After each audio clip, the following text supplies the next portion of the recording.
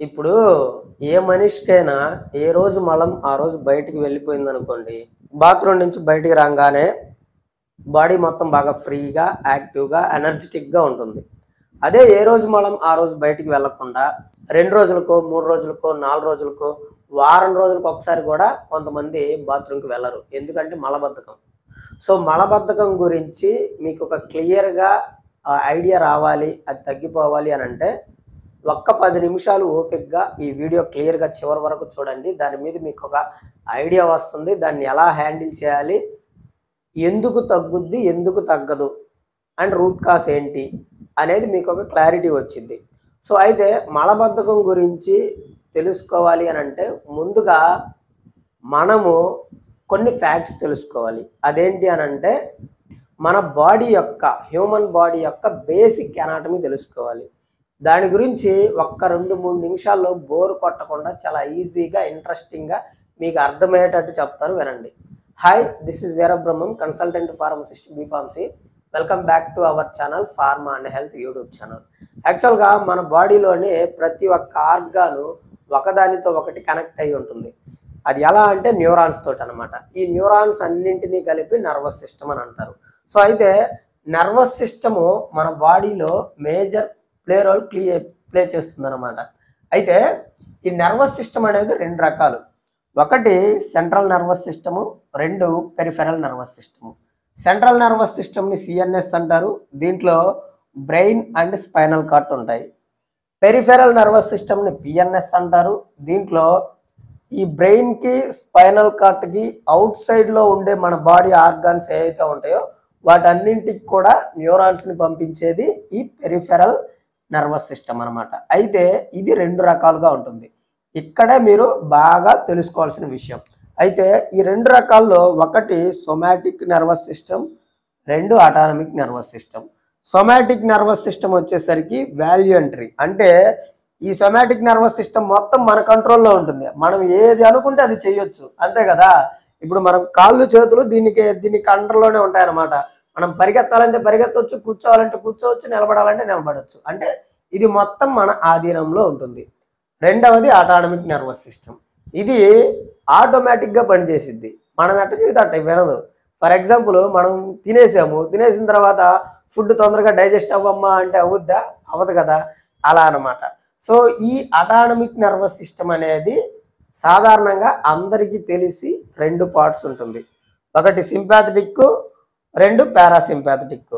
అయితే ఈ 2 కాకుండా మూడవది ఉంటుంది. అదే ఎంట్రిక్ నర్వస్ సిస్టమ్. దీనినే సెకండ్ బ్రెయిన్ అని అంటారు. మన బాడీలో సెకండ్ బ్రెయిన్ ఏదయ్యా అనంటే ఎంట్రిక్ నర్వస్ సిస్టమ్. సో, అయితే ఇక్కడ మీరు పారాసింపాథెటిక్ నర్వస్ సిస్టమ్ అంటే మన బాడీలో మనం రోజు ఏదైతే పనులు చేసుకుంటామో డైలీ యాక్టివిటీస్ అవన్నీ కూడా మన బాడీ పారాసింపాథెటిక్ నర్వస్ సిస్టమ్ మోడ్లో ఉంటుంది. అదే సింపాథెటిక్ నర్వస్ సిస్టమ్ ఎప్పుడు యాక్టివేట్ అవుతుంది అని అంటే ఫర్ ఎగ్జాంపుల్ మనము ఒక రోడ్డు మీద నడుచుకుంటా వెళ్తా ఉన్నాము. సడన్‌గా ఒక పాము వచ్చేసింది అనుకోండి. అప్పుడు ఏం చేస్తుంది? మన బాడీ అలర్ట్ అవుతుంది. మనకే తెలియదు ఆ విషయం. అప్పుడు హార్ట్ రేట్ పెరుగుతుంది, బీపీ పెరుగుతుంది, బ్రీతింగ్ పెరుగుతుంది. ఏం చేస్తాం మనము? ఆ ప్రమాదం నుంచి ఎస్కేప్ అవ్వాలి. లేదు అనంటే దాంతోటి పోరాడి గెలవాలన్నా గెలవాలి. అయితే ఏదో ఒకటి చేసే విధంగా మన బాడీని అలర్ట్ చేస్తుంది ఈ సింపాథెటిక్ నర్వస్ సిస్టమ్. ఇక్కడ ఒక విషయం గుర్తుపెట్టుకోండి. చాలా మంది చేసే తప్పు ఏంటి అనంటే మన బ్రెయిన్ అనేది మనకి ఒక విషయాన్ని చెప్పదు. అదేంటి అనంటే మనం రోజు చేసే పనులు పారాసింపాథెటిక్ నర్వస్ సిస్టంలోకి వస్తాయి. మనం ప్రమాదంలో ఉన్నప్పుడు సింపాథెటిక్ నర్వస్ సిస్టమ్ యాక్టివేట్ అయ్యిద్దని చెప్పాను కదా!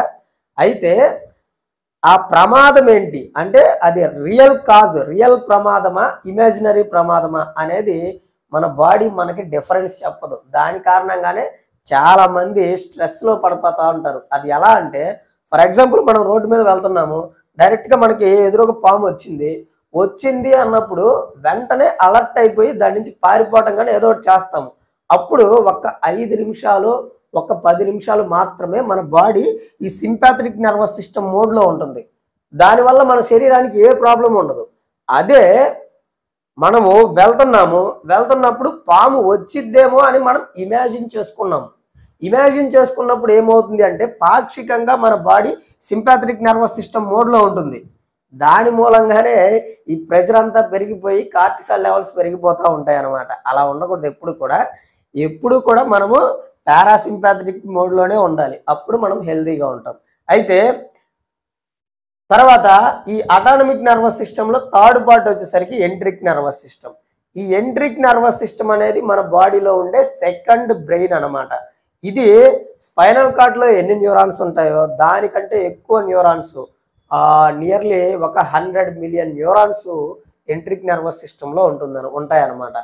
సో ఈ ఎంట్రిక్ నర్వస్ సిస్టానికి ఇప్పుడు మనము మాట్లాడుకునే మలబద్ధకానికి ఏంటయ్యా రిలేషన్ అని అంటే, యాక్చువల్గా ఈ అటానమిక్ నర్వస్ సిస్టమ్ మొత్తము కూడా కరెక్ట్గా ప్రాపర్గా పనిచేయాలి అంటే దీనికి ఒకటి కావాలి. అదేంటి అని అంటే విటమిన్ B1 అంటే థయమిన్ ఇన్వాల్వ్మెంట్ ఉంటేనే ఏఎన్ఎస్ అనేది ప్రాపర్గా వర్క్ అవుద్ది.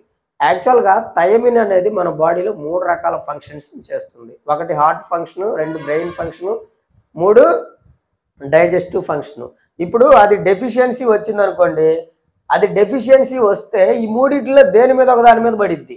హార్ట్ మీద పడింది అనుకోండి, హోమోసిస్టిన్ లెవెల్స్ అనేవి బాగా ఎక్కువైపోతాయి. హార్ట్ అటాక్ రావటం కానీ, లేదు అంటే హార్ట్ డిసీజెస్ రావటం కానీ జరుగుతాయి.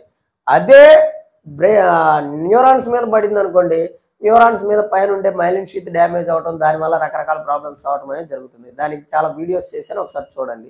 అదే డైజెస్టివ్ సిస్టమ్ మీద పడింది అనుకోండి, అప్పుడు ఏమవుతుంది అని అంటే విటమిన్ B1 డెఫిషియన్సీ కారణంగా డైజెస్టివ్ ట్రాక్, ఈ అటానమిక్ సిస్టమ్ సరిగ్గా వర్క్ అవ్వలేదు అని అంటే మీ బాడీలో పెరిస్టాలిటిస్ మూమెంట్స్ అనేవి బ్లాక్ అయిపోతాయి, సరిగ్గా పనిచేయవు. అంటే ఏంటి అని అంటే మీ పేగుల్లో కదలికలు అనేవి ఉండవు. అంటే మలం అనేది కిందికి జరగాలి, కిందికి జరిగితేనే కదా మనకి మోషన్ అయ్యేది. సో అలా మోషన్ అవ్వకుండా ఉంటుంది అని అంటే మీ బాడీలో పెరిస్టాలిటిస్ మూమెంట్స్ అనేవి అవ్వట్లేదు. అది అవ్వట్లేదు అని అంటే మీ బాడీలో విటమిన్ B1 డెఫిషియన్సీ ఉంది అని అర్థం.